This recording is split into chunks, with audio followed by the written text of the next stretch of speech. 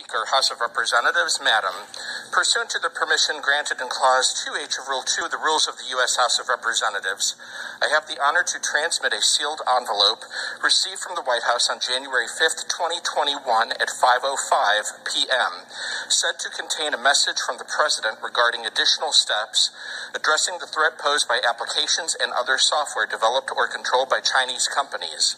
With best wishes, I am, signed sincerely, Cheryl L. Johnson, Clerk of the House. The clerk will report the message.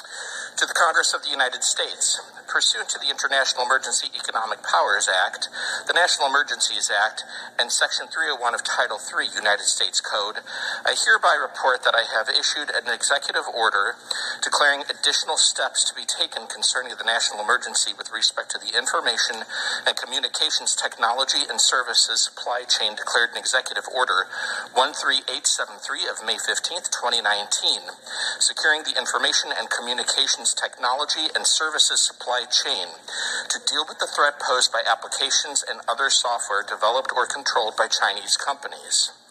The pace and pervasiveness of the spread in the United States of certain connected mobile and desktop applications and other software developed or controlled by persons in the People's Republic of China, PRC, to include Hong Kong and Macau, China, continue to threaten the national security, foreign policy, and economy of the United States. By accessing personal electronic devices such as smartphones, tablets, and computers, Chinese connected software applications can access and capture vast swaths of information from users, including sensitive, personally identifiable information and private information. The continuing activity of the PRC and the Chinese Communist Party to steal or otherwise obtain United States persons' data makes clear that there is an intent to use bulk data collection to advance China's economic and national security agenda. To deal with this threat, additional steps are required against those who develop or control certain Chinese connected software applications to protect our national security.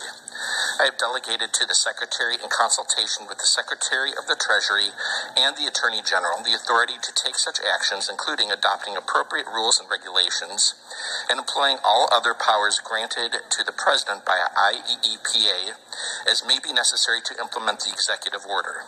The heads of all executive departments and agencies are directed to take all appropriate measures within their authority to implement the provisions of the executive order. I am enclosing a copy of the executive order I have issued. Signed, Donald J. Trump, the White House, January 5th, 2021.